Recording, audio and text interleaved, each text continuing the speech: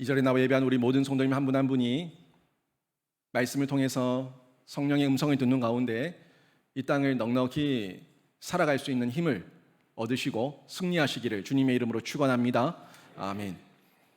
이 땅을 사시는 중에 여행을 다녀보셨을 건데, 여행을 갔을 때 가이드가 있지 않습니까?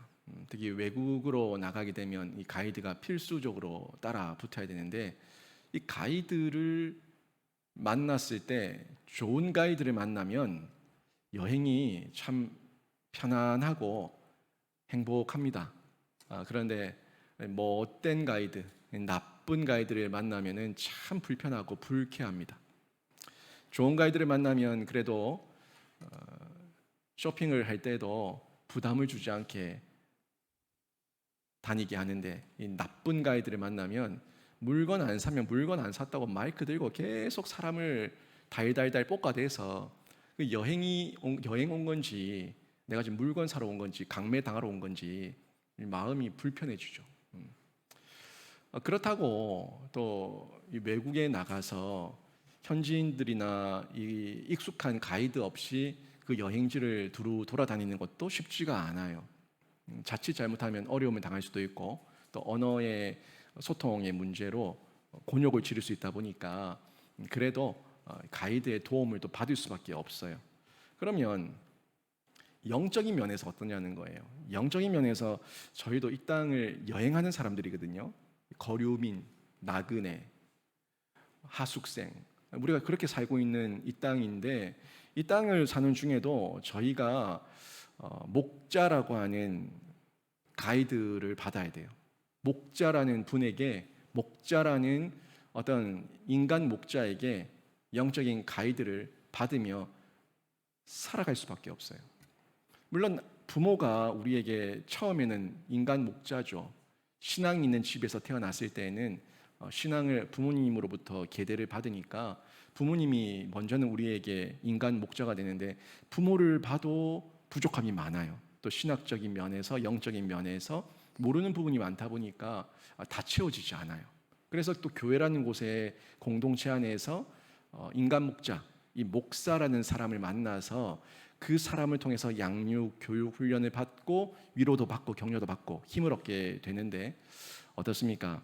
여러분의 신앙 여정 가운데는 목자 가이드, 이 목사 가이드를 잘 만나셨습니까? 신앙 여정 가운데도 참 복된 신자가 있어요. 이 목사를 잘 만나고 목자를 잘 만나면 신앙 가운데 방황이 없어요. 그래서 저희가 전도지 가운데 이 인생의 방황, 신앙의 방황, 예수를 만나면 끝나고 교회를 만나면 끝나고 그런 얘기를 하지 않습니까? 맞아요. 인생의 방황 가운데 예수를 만나면 그 방황이 끝나고, 신앙의 방황 가운데서도 교회를 잘 만나면 그 방황이 끝나요. 근데 우리 인생을 쭉 봤을 때 여러분은 저하고 만났던 3년, 또 그 외에 여러분 어린 시절부터 쭉 커오시면서 여러 목사들이 거쳐갔을 거 아니에요. 그런 목사들 가운데 여러분 추억에 남고, 정말 그 목사님 아직도 기억이 난다, 그 목사님 정말 내 마음에 잊을 수 없는 분이다 하는 그분들이 있습니까? 저는 있어요. 저는 있어요. 제가 주일학교 때 저를 가르쳐줬던 전도사님, 아직도 이름을 기억하고 있고, 물론 연락은 좀 못하고 있어요. 연락이 없기 때문에, 연락처가 없어서. 그런데 그분의 이미지와 그 마음이 생각이 나요. 그리고 저에게 세례를 베풀었던 그 목사님, 물론 연락처는 모릅니다만 그 목사님이 저에게 세례를 베풀고 저희 아버지 소천하셨을 때 장례 발인 다 해주시고, 그때는 1992년인가요? 그때 3년인가, 그때는 목사님들이 직접 오셔가지고 염을 다 해주셨거든요. 저희 집에 직접 오셔서 저희 아버지 염을 다 해주셨어요. 그 목사님 아직도 기억이 나요. 그리고 또 제가 목회자로 신학 수업을 할 때 전도사 때부터 저를 쭉 가르쳐 주시면서 부목사 될 때까지, 제가 신학대학원 졸업하고 THM 과정 졸업할 때까지 저를 뒷바라지해 주며 저와 제 아내를 끔찍히 아끼시고 정말 자식같이 돌봐주셨던 이천원광교회 조성모 목사님, 제가 잊을 수 없는 분이죠. 그리고 동신교회에서 저에게 목회에 대한 눈을 뜨게 해주신 진짜 목회의 생명사역에 대한 이 퍼즐을 한 그림으로 맞춰주셨던 분이 권송수 목사님. 이런 분들이 제 신앙 여정 가운데 기억이 남는 사람 목자입니다. 이런 목자를 잘 만나게 되면 복을 많이 받고 또 신앙 가운데서 힘을 얻고 자신의 방향을 잘 잡아서 걸어갈 수가 있어요.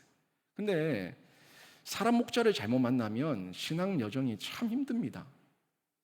내가 도대체 왜 교회를 나오는지, 내가 이 교회에 와서 예수를 배우고 있는지, 예수를 닮아가고 있는지, 말씀에 대한 지혜와 지식이 커 나가고 있는지, 양육 교육 훈련을 통해서 나도 이제 또 누군가를 가르칠 수 있을 만큼의 그런 내공을 키워가고 있는지 도통 모르는 거예요. 어제가 오늘 같고 오늘이 어제 같고 뭐 10년 전이 그때 그 모습이 지금 나고 여전히 변함없는 이런 모습, 그리고 내가 어디로 와서 어디로 가는지도 모르겠고 구원의 확신이 있는지도 모르겠고, 이러면 큰일 납니다. 정말 큰일 납니다. 잘못 만나면, 이 목자 잘못 만나면 같이 구렁텅이에 빠질 수 있어요. 같이 지옥불에 떨어질 수 있어요. 그래서 교회를 선택할 때도 이 교회 배경이 어떤 배경인지, 이 목사는 어떤 신학을 했는지, 이 목사는 누구 밑에서 배웠는지 두루두루 잘 살피면서 좋은 목자를 만나기를 기도하셔야 되는 거예요. 근데 저희가 이런 여러 상황을 볼 때에 인간 목자 잘못 만나면 원망도 되고 불평도 되고 내가 그 인간 잘못 만나서 내 신앙 여정이 다 꼬였다, 이렇게 원망 불평할 수가 있는데요. 그래도 참 감사한 거는요, 우리의 영원한 대목자장은 예수 그리스도인 줄로 믿습니다. 인간 목자는 비록 부족하고 인간 목자는 아무리 뛰어나다고 해도 그 흠집이 있는데 흠이 없는 인간 목자는 없거든요. 아무리 대단하다고 해도. 근데 그 인간 목자의 흠을 보완해 주시고 또 그 흠을 내가 이해하며 용납하게 하시고 그 흠을 위해서 내가 동력자로 보완해 주게 하시고 또 그분을 위해 기도하게 하시는 분, 이분이 대목자장이에요. 여러분, 인간 목자 100%인 사람 아무도 없습니다. 근데 성령께서 내 마음에 임하고 예수 그리스도를 나의 대목자장으로 받아들이게 되면은 인간 목자와 동력을 하게 돼요. 인간 목자의 연약한 부분이 있는데 그 부분을 흠집내는 게 아니라 그 부분을 내가 동력자가 되어서 채우게 하신다는 거죠. 그러면서 정말 주 안에서 아름다운 동력이 목자와 성도 간에 어우러져서 유기적 관계 가운데 만들어지는 거죠. 그게 교회예요. 한 명 대단한 목자 한 명이 교회를 이끌어가는 게 아니라 유기적 교회 일원들인 성도들과 함께 이 교회는 한 공동체로 세워져 가는 거죠. 하지만 그 연약함을 예수 그리스도 이분을 통해서 우리가 보완할 수 있으니까 우리는 얼마든지 한 가족, 한 공동체가 될 수 있는 겁니다. 근데 신자가 내가 인간 목자 밑에서 비록 목회의 목양을 받고 있지만 그래도 나의 참 목자는 예수 그리스도다라는 것을 믿고 있다면 그 믿는 증거가 나타나요. 내가 예수 그리스도를 잘 따르고 예수 그리스도를 나의 대목자장으로 모시고 인간 목자와 함께 아름다운 동력을 하고 있다. 그 증거가 어디서 나타나냐면 말씀에 대한 반응에서 나타나요. 말씀에 대한 반응. 말씀에 대한 반응이 있으면 인간 목자와 연합한 가운데 유기적 관계에서 교회를 세워나가는데 말씀에 대한 반응이 없으면 내 본능 따라 감정 따라 반응이 나타나요. 그래서 교회 안에서 분쟁이 생기고 파벌이 생기고 어려움과 갈등이 자꾸 생기게 되죠. 그래서 이런 부분에서 나는 내 마음과 감정대로 행동하지 않고 성령의 소리를 듣고 예수 그리스도 안에서 인간 목자와 또 우리 지체들과 아름다운 동력으로 교회를 세워나가고 있는가 하는 면에서 내 반응을 보고 늘 점검하고 확인해 봐야 됩니다. 오늘 본문이 바로 그런 메시지인데 오늘 내용을 보면은 제가 쭉 설명을 드리겠지만 이스라엘이 목자의 복이 없었어요. 그 목자라고 하는 거는 제사장 그리고 왕, 제사장과 왕이라고 하는 측면에서 너무 복이 없었어요. 북이스라엘은 말할 것도 없고요. 북이스라엘은 한 명도 선한 왕이 없었고 남유다도 드문드문 있었고 선한 왕이. 그렇다 보니까 제사장도 제사장대로 타락하고 왕도 왕대로 타락하고 너무너무 선한 목자, 좋은 목자가 없었다는 거죠. 그런 시대 가운데 이들이 완전히 패함을 당하고 버림받은 게 아니라 그래도 하나님께서 선지자적 측면에서는 그때그때마다 깨어있는 선지자들을 보내셔서 회개하라, 돌아오라 하는 메시지를 전하셨어요.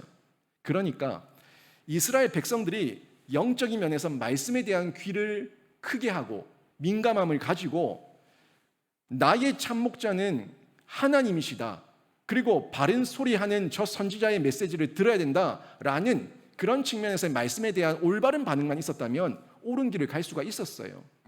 근데 이스라엘은 그 측면에서 그냥 타락한 제사장과 타락한 왕만 보면서 그 선지자들의 소리를 듣지 않았다는 거죠. 그래도 하나님께서 애달픈 심정으로 돌아오라고 그 왕들과 제사장의 말을 듣지 말고 내가 지금 직접 전하는 이 선지자의 말을 듣고 이 말씀 앞에 반응하라고 끊임없이 선지자를 보냈지만 이스라엘은 그 소리를 듣지 않았다는 겁니다. 오늘 메시지는요, 그 내용 전하고 있는 거예요.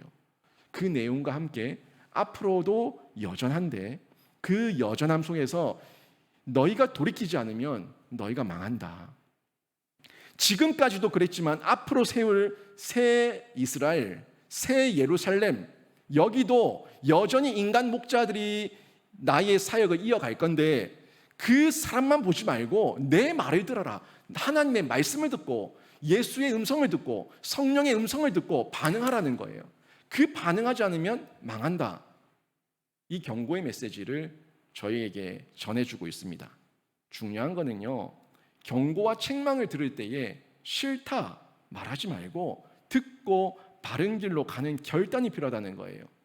자꾸 세상에 귀가 커져 있고 타락한 왕에게 익숙해져 있고 타락한 제사장에게 익숙해져 있다 보면은 당연히 인본적이죠. 인본적인 것을 자꾸 습득하고 자꾸 보고 받다 보면 나도 모르게 인본적으로 바뀌어요. 인본적인 모습 가운데 있는 그 왕을, 그 제사장을 따라갈 게 아니라 이게 인본적이라는 걸 말씀으로 비교했을 때 딱 드러나면은 말씀 앞에 반응하고 결단해야 되는데 듣고 바른 길로 가지 않는다는 겁니다. 그냥 귀찮다, 그냥 싫다, 지금까지 이렇게 해왔는데 굳이 이렇게 해야 되냐, 왜 그렇게 해야 되는데? 라는 측면에서 역시 인본적인 모습에 귀가 커져 있고 노출이 심하다 보면 인본적인 판단을 하고 결정을 한다는 거죠. 우리 삶 보세요. 우리 삶. 우리도 우리의 순수했던 신앙이 얼마나 인본적인 세태 속에서 교회 안에도 우리가 익숙해지고 많이 타락했습니까? 이런 모습들이 이러면 안 된다는 걸 아는데 내가 싫다고 반응하고 있는 거예요. 그러면 안 되는데 거기에 대한 올바른 반응을 하지 못하고 내 마음 따라, 내 감정 따라, 내 본능 따라 행동하고 있다는 거죠. 누군들 책망의 소리, 하지 말라는 소리 들으면 누군들 좋겠습니까? 유다 백성들도 마찬가지예요. 지금 유다 백성들은 바벨론의 포로로 있다가 끌려왔어요. 포로로 있다가 돌아왔는데 또 심판의 소리를 얘기하는 거예요. 돌아온 지 얼마 됐다고? 돌아온 지 얼마 됐는데, 얼마 안 됐는데 포로로 끌려가기 전에도 계속 책망의 소리, 심판의 소리를 듣다가 포로에서 돌아왔는데 돌아오니까 또 심판의 소리야. 또 책망의 소리예요. 얼마나 듣기 싫겠습니까? 멸망당해서 돌아온 지 얼마 됐다고 또 너희들 그러면 또 망한다, 또 멸망당한다. 아니 지금 성전 짓고 있는데 이 성전이 다 불탄다? 다 사라져버린다? 돌 위에 돌 하나도 남기지 않고 다 무너져버린다? 아니 이런 말씀을 들으면 어느 사람이 기분 좋겠어요? 여러분 기업이 다 망합니다. 여러분 가정 집터가 다 타버립니다. 여러분 자녀들이 다 폐가망신합니다. 여러분 이런 얘기 들으면 기분 좋겠냐는 거예요. 안 그래도 힘들게 살고 있는데 아니 교회에 와서 위로 좀 받으라고 했더만 그렇게 살면 하나님의 저주를 받습니다. 책망을 받습니다. 심판을 받습니다. 막 이런 얘기가 강단에서 터져 나오면은 여러분 마음이 어떻겠냐는 거예요. 아니, 당연히 듣기 싫어요. 유다 백성들도 마찬가지라는 거죠. 멸망당해서 돌아온 지 얼마 됐다고 또 스가랴 선지자를 통해 가지고 심판의 메시지를 전하니까 듣기 싫은 거예요. 그런데요, 이들은요 결국 또 멸망당합니다. 그들이 그렇게 하나님 앞에서 말씀대로 깨닫지 못하고 분별하지 못하니까 예수 그리스도를 보내주셨음에도 불구하고 예수 그리스도 그 메시아 하나님이신 그분을 거부해서 결국에는 멸망당하고 맙니다. 하지만 하나님은요 스가랴에게 뭐라고 말씀하시냐면 4절 보세요. 4절 보니까 중간 부분에 너는 잡혀 죽을 양떼를 먹이라. 스가랴에게 너는 잡혀 죽을 양떼를 먹이라 라고 얘기하고 있어요. 아니 여러분 왜 먹입니까? 잡혀 먹을 양인데 살찌워서 잡아 먹으려고 먹이라는 겁니까? 왜 먹이라는 거예요? 우리 하나님께서 잡혀 먹을 양이에요. 우리 백성이에요. 하나님의 백성이에요. 잡혀 먹을 이스라엘 백성이에요. 그 양들을 이스라엘 백성들을 먹이라는 거예요. 왜 먹이라는 거예요? 살 포동포동 찌워가지고 우리 하나님이 살 좀 맛있게 뜯어 먹으려고? 그게 아니라 잡아 먹기 위함이 아니라 양떼, 지금 이 상황으로는 잡아 먹힐 양떼인데 잡아 죽을 양떼인데 지금이라도 먹이고 영의 양식을 먹이고 그들이 돌이키고 돌아오면은 살 수 있으니까 지금 먹이라는 거예요. 여러분 책망의 메시지가 강단에서 터져 나올 때는 진짜 저주받고 심판받아서 다 죽어버려라 이게 아니라 이 소리를 듣고 돌아오라고 하는 하나님의 사랑의 음성인 줄로 믿습니다. 강단에서 나오는 메시지, 성경에서 얘기하는 책망과 저주와 심판의 메시지는 죽이기 위함이 아니라 살리기 위함 하나님의 은혜라는 것을 믿으시고 여러분 말씀이 들려질 때에 듣고 반응하셔서 올바른 길 걸어가시기를 주님의 이름으로 축원합니다. 오늘 찬양 부를 때 성령의 불로 우리를 태우소서 노래했죠. 근데 그 성령의 불은요 좋은 불이에요. 우리의 죄와 악을 태우는 불이에요. 근데 오늘 본문에 임하는 이 불은요 완전히 태우는 불입니다. 나의 죄와 악을 태우는 불이 아니라 나의 기업과 일터와 나의 자식과 나의 일상을 다 태워버리는 멸망의 불이에요. 흠양의 불이 아니라 하나님께서 받으시는 흠양의 불이 아니라 심판의 불이에요. 이 불을 얘기하고 있습니다. 근데 이 불이 타는 배경이 어디냐 봤더니 레바논이에요. 이 레바논은 요단 강가에 있었던 수풀이 우거진 산림이다. 산림 아주 울창한 숲으로 되어 있는 이 산림인데 이 요단 강가에 있는 레바논에 큰 불이 일어나서 숲을 전부 다 태워버린다는 거죠. 그 내용입니다. 1절에서 3절 보세요. 레바논아 내 문을 열고 불이 내 백향목을 사르게 하라. 너 잣나무여 곡할지어다. 백향목이 넘어졌고 아름다운 나무들이 쓰러졌음이로다. 바산의 상수리 나무들아 곡할지어다. 무성한 숲이 엎드려졌도다. 목자들의 곡하는 소리가 나며 그들의 영화로운 것이 쓰러졌음이로다. 어린 사자의 부르짖는 소리가 나며 이는 요단의 자랑이 쓰러졌음이로다. 여기서 레바논의 문을 열라고 얘기하고 있는데 이 레바논의 문은요 그동안 그들을 보호하고 지키고 있었던 은총의 문이에요. 보호하고 있었던. 근데 이 보호하고 있었던 문을 열라는 겁니다. 이 잠금 해제. 이제는 방화문을 열어버려라. 이 방화문이 있어서 은총의 문이 있어서 그들이 타지 않고 지킴을 받고 보호를 받고 있었는데 레바논의 문 이제 열어. 타는 불이 들어와서 다 살라버리게. 이제 잠금 해제. 은총이 없어.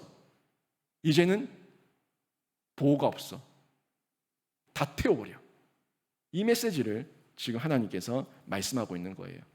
이제 이 문이 열리면은요 전쟁의 불이 들어오는 겁니다. 그들이 그렇게 아끼고 소중히 여겼던 그들의 기업과 일터와 일상과 자식과 생업이 다 불태워져 버립니다.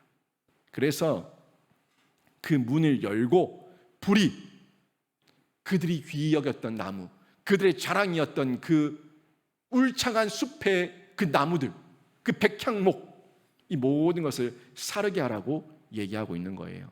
말 그대로 그동안의 보호막을 제거하신다는 겁니다. 그리고 이제는 파괴되고 다 타버리도록 하나님께서 관여치 않으시고 내버려 두시겠다 하는 메시지입니다. 또 다른 해석은 하나가 더 있는데요.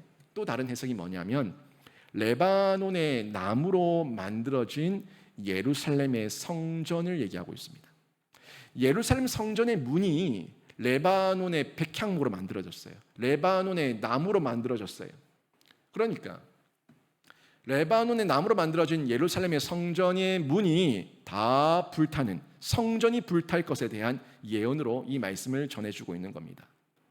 아무튼 지금 여기 레바논의 문을 열고 불이 들어와서 다 태우는데, 이 불은, 태우는 불, 이 불은 좋은 불이 아니에요. 흠양의 불이 아니에요. 하나님 임재의 불이 아니에요. 이 불은 심판의 불이에요. 다 태워버립니다. 그 이유가 뭐냐 봤더니 그들의 열심이 틀렸다는 겁니다.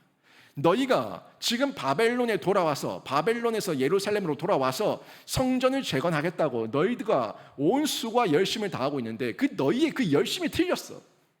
내가 원하는 성전, 내가 원하는 교회, 내가 원하는 공동체, 내가 원하는 나라는 너희가 원하는 그런 나라가 아니고, 그런 성전이 아니고, 그런 공동체가 아니야. 너희의 그 열심이 틀렸어. 그래서 그 열심으로 너희들이 또 똘똘 뭉쳐 있으면 너희들 망하는 거야. 하나님께서 이 메시지를 전해주고 있는 거예요. 그들은 여전히 우리밖에 몰랐거든요. 그들은 여전히 유대 민족 우월주의에 빠져 있었거든요. 그들은 여전히 메시아를 통해서 다윗의 왕조의 재건을 꿈꾸고 있었거든요. 예수님 오실 때까지 여전히, 예수님이 오신 이후에도 여전히, 지금도 유대인들은 여전히 그 메시아를 기다리며 그 통곡의 벽에서 울고 있어요. 그 열심이 틀렸다는 거예요. 진리에서 나온 열심이 아닙니다. 자기의 의를 세우는 열심이고, 자기가 꿈꾸는 나라, 자기의 나라, 자기의 의와 열심으로 만들어질 물리적, 정치적, 군사적 나라를 생각하고 있었던 거예요. 그러니까 그들의 열심이 나라는 고사하고 아무런 공동체 하나 세우지 못하고 그들이 이렇게 온 세계에 흩어져서 디아스포라로 고통당하며 핍박과 어려움과 고통과 고난을 당할 수밖에 없었던 거예요. 여러분, 유대인의 역사를 한번 살펴보세요. 유대인의 역사만큼 고난과 고초가 많은 민족이 없습니다. 온 민족들 가운데 미움을 당하고, 제국들 가운데 미움을 당하며 학살당하고 도륙당한 민족이 없습니다. 왜 그랬을까요? 그렇게 선민이라고 자랑했던 그들이 왜 그런 고통 가운데 있었을까요? 그들이 그렇게 수고하며 열심으로 쌓았던 그 행함들이 다 하나님의 진리가 아니라 자신의 의에 근거한 내용이었기 때문에 하나님께서 불태우시는 거예요. 그리고 그 비참함이 첫 번째 멸망보다 더할 것이라고 3절이 그대로 전달해주고 있습니다. 계속해서 곡하는 소리가 나고 무너지고 쓰러지고 부르짖고, 이 3절 메시지가 그 내용을 전해주고 있잖아요. 우리는요, 하나님의 집을 세워가는데 그런 물리적인, 지리적인 이스라엘, 예루살렘 그곳의 성전이 아니에요. 온 세계 열방 가운데 하나님의 복음을 전할 수 있는 새 이스라엘, 새 예루살렘, 하나님의 나라, 하나님의 새하늘과 새 땅을 향한 도전으로 복음을 전하고 있는 겁니다. 그 교회의 일원으로 나는 교회를 어떻게 세우고 있는지 돌아봐야 돼요. 한국 교회 안에도 열심히 있는 중직들이 많고요. 한국 교회 안에도 열심히 있는 목회자들이 많습니다.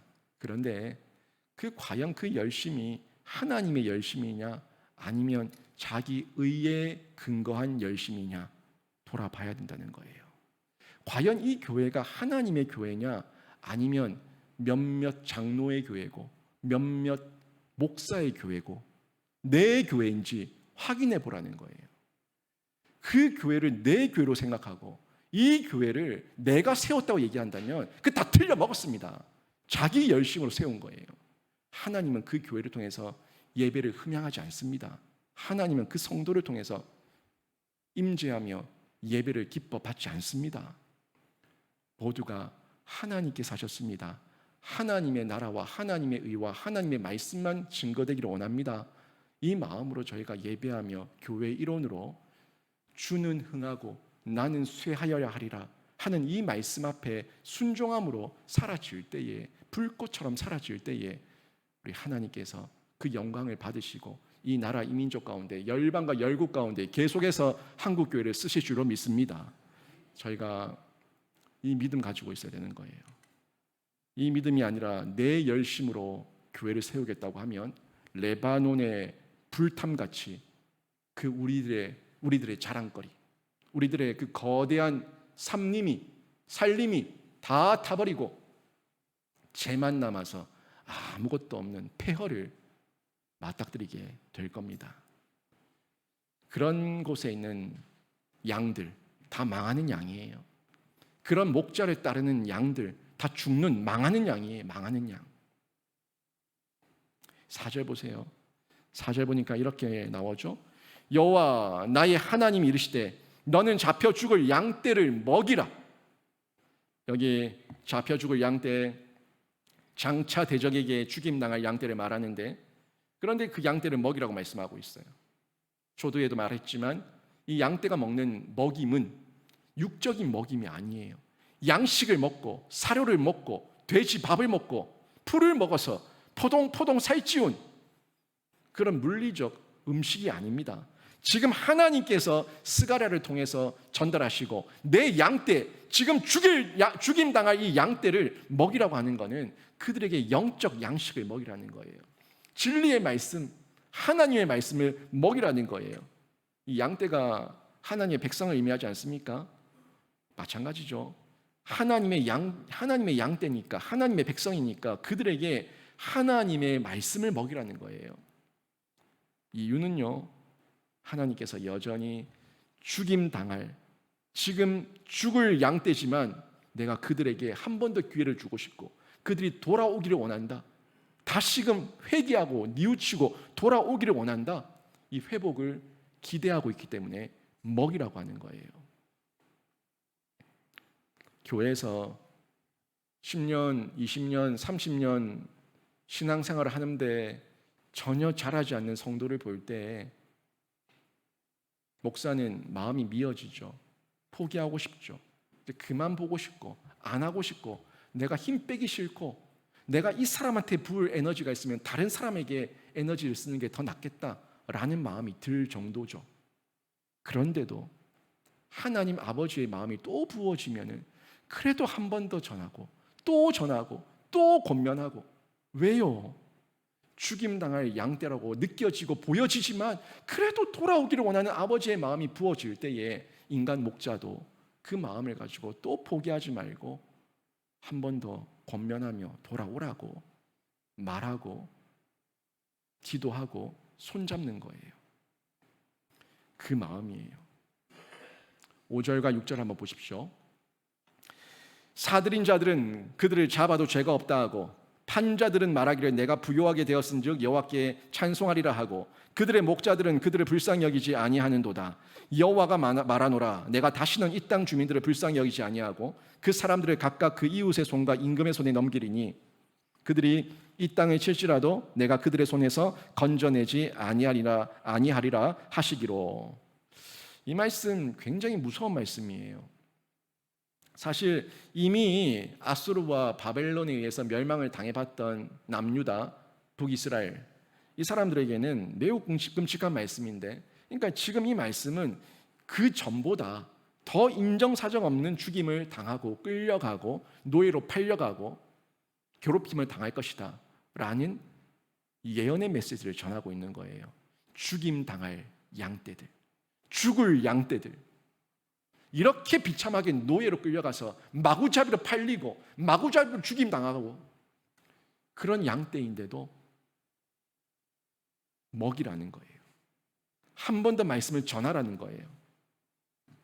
근데 이 내용을 5절 6절에 좀 보니까 사람들이 얼마나 심각한 상황이냐면 이 대적이 왔죠. 그러니까 아수르가 북이스라엘을 멸망시키고 바벨론이 남유다를 멸망시켰던 것처럼 하나님께서 이방 민족을 도구로 쓰셔가지고 이스라엘을 멸망시킨 것처럼 또 이방 민족을 통해서 이스라엘을 멸망시키고 남유다 이 유다 사람들 유대인들을 끌려가게 하시는데 이 유대인들을 마구잡이로 노예로 팔고 끌어가도 죄가 없다는 거예요.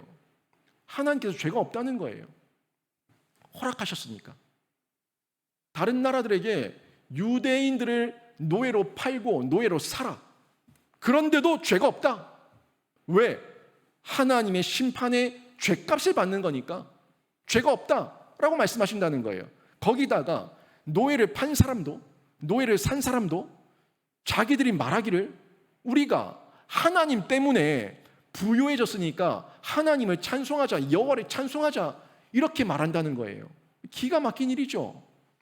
하나님의 백성들이 팔려나가고 하나님을 믿지 않는 이방인들이 하나님의 백성들을 노예로 팔고 사고 거래를 하고 있는데 이방인들은 하나님 때문에 우리가 부유해졌다고 찬송을 하고 그 하나님의 백성들은 아무 소리 못한 채 짐작 취급당하고 있는 거예요. 물건 취급당하고 있는 거예요. 그런데도 그들을 사고 파는 그들에게 이방인들에게 하나님께서 죄가 없다라고 말씀하신다는 거예요. 정말 기가 막힌 상황이에요. 여러분, 이 상황이요 실제가 됩니다. 이 예언이 실제가 됩니다. 유대인들의 실제 멸망이 일어났어요. 예수님 이후에 유대인들은 1차, 2차, 3차의 전쟁을 통해서 유대 로마 전쟁을 통해서 완전히 다 무너집니다. 완전히 박살이 납니다. 1차 전쟁이 예수님 이후 66년부터 71년 동안 있었어요. 여러분이 잘 알 겁니다. 티투스 장군이 성전을 완전히 다 헐어버렸죠. 그리고 티투스 장군이 이후에 황제가 됩니다. 이때 있었던 전쟁이 마사다 전투예요. 알고 있죠, 여러분? 마사다 전투. 아주 유명한 전투입니다. 끝까지 항쟁했었던 유대인 960명이 마사다 요새에 올라가서 거기서 2년, 3년 가까이를 항쟁하다가 다 자결합니다. 그 2, 3년 동안에 워낙 철저한 요새였기 때문에 로마 군이 들어오지 못하는 거예요. 로마 군인이 그 요새를 점령하기 위해서 어떻게 했냐면 그 요새, 천의 요새입니다. 천의 요새. 자연 광경 그대로 있는 천의 요새. 이 요새 바로 앞에다가 토담을 쌓아요. 군대가 토담을 쌓아서 그 요새의 높이만큼 인간이 만든 토담을 쌓아서 그 토담 위에 무기를 들고 올라가서 무기를 던지는 거예요. 이 돌 던지는 거 있지 않습니까? 활 쏘는 거 있지 않습니까? 그럼 무기를 갖고 올라가서 아니 공격을 할 수가 없으니까 요새 위에 있으니까 토담을 쌓아서 그 마사다 요새만큼 쌓아서 그 높이 평등한 위치에서 공격해서 결국에 전멸시키죠. 960명이 로마에게 잡혀가기 싫어서 자기들이 제비를 뽑고 자기 가족들을 다 죽이고 또 제비 뽑은 대로 한 명 죽이고 마지막 한 명 자결하죠. 그래서 다 960명이 자결했습니다. 이게 마사다 요새의 내용이에요. 유네스코 문화재로 등재되어 있는 곳이죠. 지금도 이스라엘 땅에 가면은 그 요새의 흔적들이 그대로 남아 있습니다. 1차 전쟁 때 이렇게 유대인들이 멸절을 당하고 또 2차 전쟁 115년부터 117년 3차 전쟁 132년부터 135년 완전히 유대인들이 씨를 말리는 이런 전쟁이 처절하게 일어나게 됩니다. 왜 이런 일이 일어납니까? 그들의 열심만 가지고 온갖 수고를 다하며 자기들의 나라를 만들려고 하고 자기들의 성전을 쌓으려고 하고 자기들의 열심으로 뭔가를 하려고 하니까 이런 결과가 나타난 거예요. 결정적으로는 하나님께서 예수 그리스도까지 보내셔서 독생자까지 보내셔서 그들에게 구원의 은혜를 베푸시려고 했지만 그들이 하나님의 아들을 영접하지 않아서 죄의 결국인 사망을 당할 수밖에 없었습니다. 예수님께서도 분명히 그들을 향해서 스가랴에게 주셨던 예언과 같은 맥락의 메시지 여러 번 하셨어요. 한번 볼까요? 누가복음 19장 43절 44절 보십시오. 날이 이를지라 내 원수들이 토둔을 쌓고 너를 들러 사면으로 가두고 또 너와 및 그 가운데 있는 내 자식들을 땅에 메어 치며 돌 하나도 돌 위에 남기지 아니하리니 이는 내가 보살핌 받는 나를 알지 못함을 인함이니라 하시니라. 이 마사다 전투를 떠올리지 않습니까? 누가복음 21장 20절 21절에 보면 예수님께서 또 이렇게 말씀하셨어요. 너희가 예루살렘이 군대에게 에워싸이는 것을 보거든 그 멸망이 가까운 줄을 알라. 그때에 유대에 있는 자들은 산으로 도망갈 것이며 성내에 있는 자들은 나갈 것이며 촌에 있는 자들은 그리로 들어가지 말지어다. 이것 또한 마사다 전투와 그 전쟁의 참상을 그대로 예수께서 예언해 주신 거예요. 스가랴의 말씀과 다를 바가 없습니다. 유다 백성들이 당한 이 고초와 멸망은요, 지금 우리에게 무슨 의미가 있겠습니까? 지금 우리 영적인 이스라엘, 영적인 우리에게 어떤 의미가 있냐는 거예요. 유다 백성들의 이야기로 끝났을까요? 그렇지 않습니다. 유다 백성들의 고초와 유다 백성들의 멸망과 유다 백성들의 이 어려움이 우리와 무슨 상관이 있냐고요? 상관이 있어요. 영적인 새 이스라엘, 영적인 예루살렘 된 우리도 상관이 있어요. 왜? 동일한 메시지니까. 그들이 왜 이런 멸망을 당했습니까?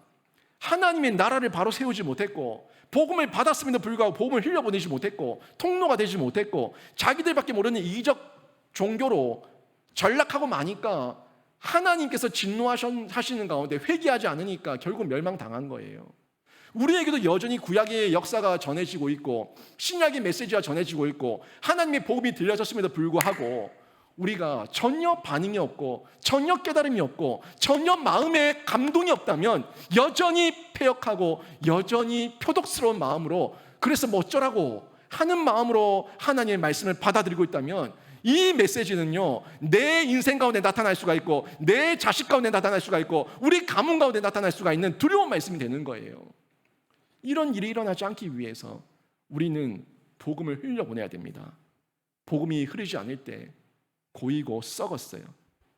고이고 썩어서 하나님께서 죽임당할 양인데 그래도 먹이라고 또 여전히 인간 목자를 통해서 외치게 하시는데 여전히 듣지 않으시면은 이제는 피할 길이 없는 거예요. 레바논의 문이 열리고 불이 들어와서 다 태워버리고 다 살라버리는 결국을 당할 수가 없는 겁니다. 당할 수밖에 없어요. 구약을 보세요. 하나님은 구약의 이스라엘이 아수르와 바벨론에 의해서 멸망당하기 전에 계속해서 선지자를 보냈습니다. 저 북이스라엘 선한 왕이라고는 한 명도 없는데 그런데도 하나님께서는 계속해서 선지자를 보내셔서 그들에게 외치게 하셨습니다. 돌이키라. 돌아오라. 돌아오라. 돌이키지 않으면 멸망당한다. 회개하고 돌아오라. 끊임없이 외치게 하셨고요. 남유다에도 때를 따라서 선한 왕을 세워서 종교 개혁을 일으키게 하시고 산당들을 헐게 하시고 우상들을 부수게 하시고 선지자들을 보내셔서 진리를 선포하게 하셔서 다시금 하나님께 돌아올 수 있는 길을 허락해 주셨다는 거예요. 구약에만 그렇게 했습니까? 신약도 마찬가지예요. 신약도 여전합니다. 하나님은 신약에 유대인이 로마에 의해서 다시 예루살렘의 공격을 받아 폐허가 되기 전에 예수님을 통해서 말씀하게 하셨고요. 또 선지자들을 통해서 회개하게 하셨어요. 회개를 촉구하게 하셨어요. 세례 요한도 마찬가지 아닙니까? 세례 요한도 회개하라 천국이 가까웠다. 회개하라 천국이 가까웠다. 예수님도 공생의 일성이 회개하라 천국이 가까웠다. 그리고 예루살렘의 실제 멸망당할 그 광경들을 그 처참함을 아주 구체적으로 예수님은 예언하며 말씀해서 그들에게 경각심을 주셨다는 거예요. 지금 우리도 마찬가지입니다. 지금 이 시대의 새 이스라엘, 새 예루살렘인 우리도요, 여전히 성경과 성령을 통해서 하나님께서는 회개를 촉구하고 있고요. 아직까지 많은 목회자가 타락했다고 해도 그래도 깨어있는 목회자들을 통해서 하나님께서는 회개를 촉구하게 하시고 말씀을 있는 그대로 선포하게 하셔서 말씀 안에서 다시금 돌아오라고 그 사랑의 메시지를 전하고 있는 겁니다. 그들이 회개하지 않고 돌이키지 않으면 멸망당할 수밖에 없지만, 거부하면 멸망당할 수밖에 없지만 회개하면 사는 거예요. 여러분, 죄의 삭시 사망이라고 얘기했는데, 사망은요, 우리 인생의 사망, 우리 영혼의 사망, 우리의 지옥 심판, 이 사망은요 죄 때문이 아닙니다. 죄 때문이 아니라 회개하지 않기 때문입니다. 세상에 죄 없는 사람은 아무도 없습니다. 다 죄인인데 예수의 이름으로 회개한 사람과 예수의 이름으로 회개하지 않은 사람으로 나뉘는 거예요. 죄인은 없나니, 의인은 없나니, 하나도 없다. 모두가 죄인이다. 의인은 없어요. 다 죄인이에요. 다만 회개한 죄인과 회개하지 않은 죄인인데, 저는 여러분이 비록 지금 죄인이라고 하더라도 예수 그리스도의 이름을 부르는 가운데 회개하셔서 회개한 죄인 되어서 예수의 의를 덧입어서 사는 은혜가 있기를 주님의 이름으로 축원합니다. 말씀 들으시고 반응하시고 뛰어드시면 생명이 임하는 거예요.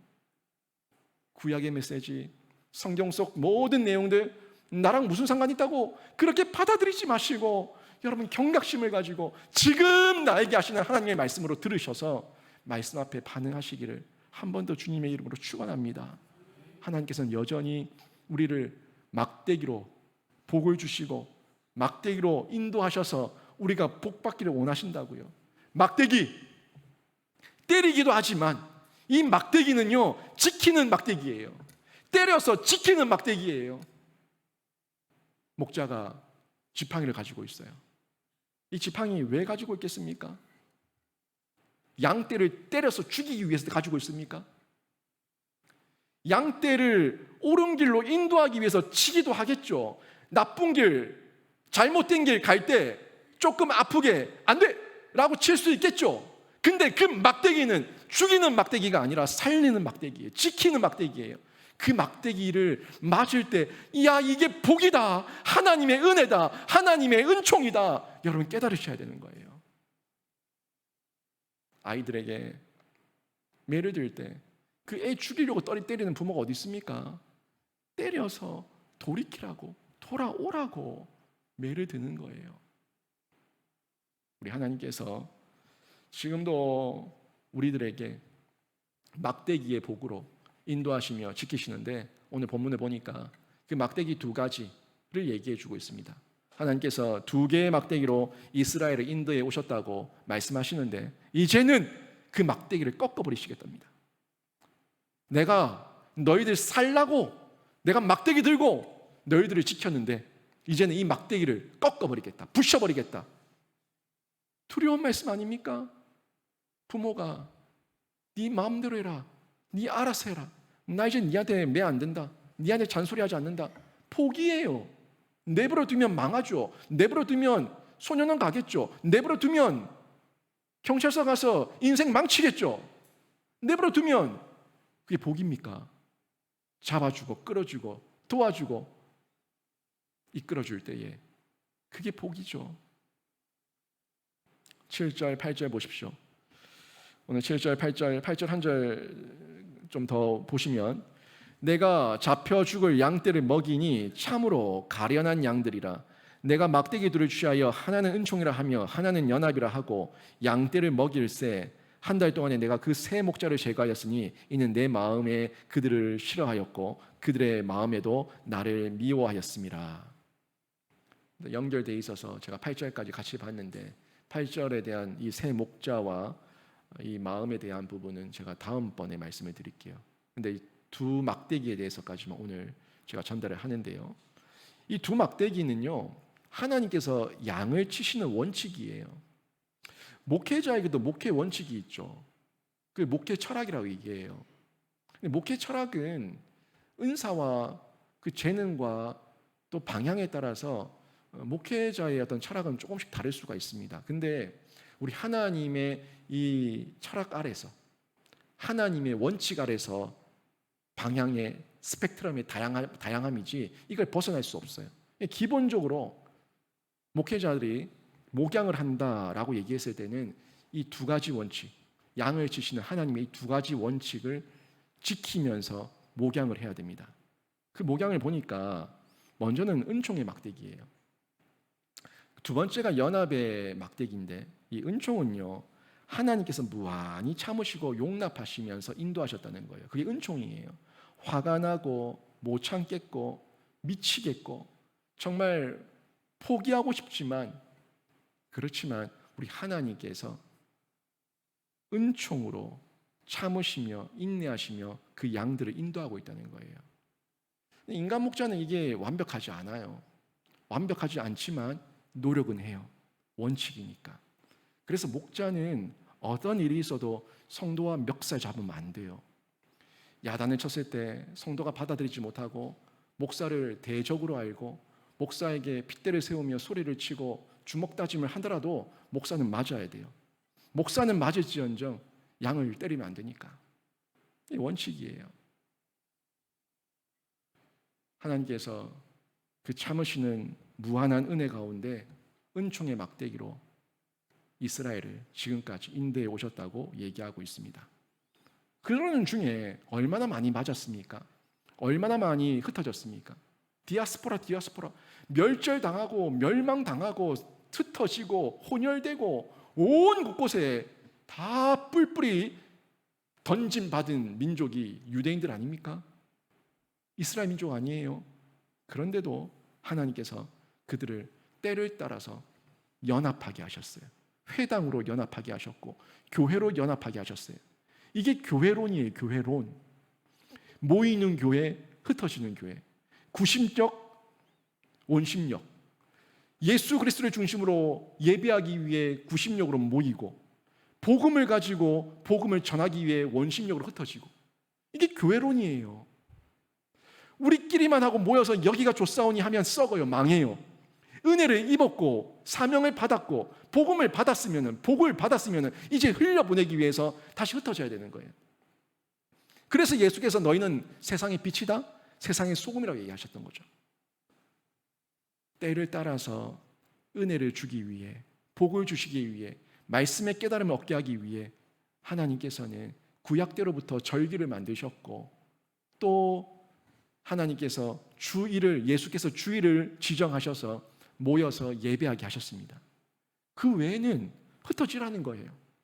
흩어져서 사명 감당하며 일상을 살아내라는 거예요. 연합입니다.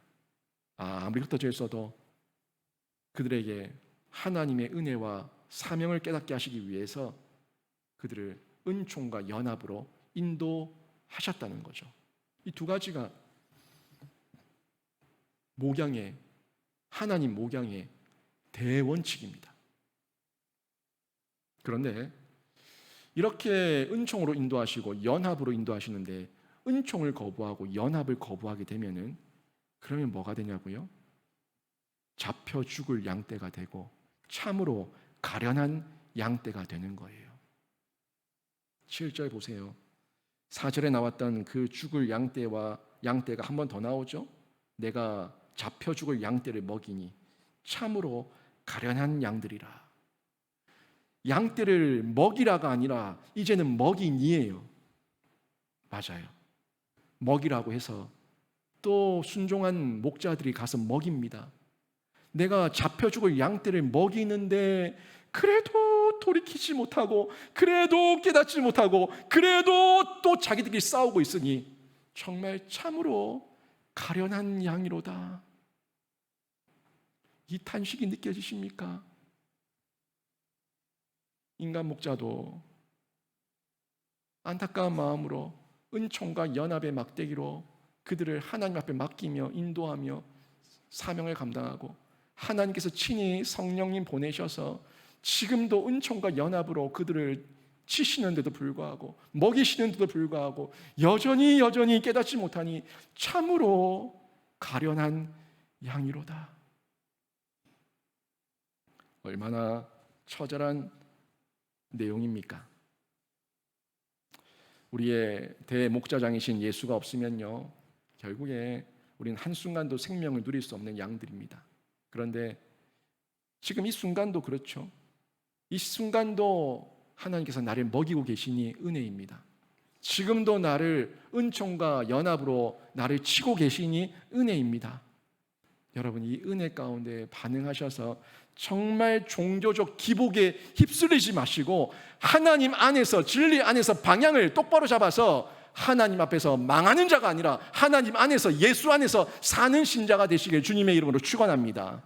이 시대에 여러분 너무 거짓 소리가 많습니다. 세계관 전쟁, 그냥 하는 소리가 아니라 정말 세계관 전쟁 가운데 저희가 있습니다. 치열합니다. 거짓 소리, 미혹하는 소리, 속이고 유혹하고 강압하고 우리를 온통 거짓으로 넘어뜨리는 사단마귀의 발악이 극에 달한 시대를 살아가고 있습니다. 이 시대 가운데 예수 그리스도만 의지하시기를 바랍니다. 8월 18일에 귀한 분을 한 분 모셨어요. 김성욱 대표님이신데 유튜브 지저스 웨이브 채널을 운영하고 계신 분이신데 말씀 기도 하시는 아주 귀한 하나님의 종입니다. 한번 시간 되시면 지저스 웨이브 치시고 들어가셔서 그 김성욱 대표가 매일같이 한 건 한 건 동영상을 올리는데 그 영상들 한번 보세요. 마지막을 보세요. 하나님의 말씀으로 선포하며 기도하시고 말씀 한 절 한 절에 이 시대를 간파하고 분별하며 기도하는 그 영성을 볼 때 제가 참 감탄을 했어요.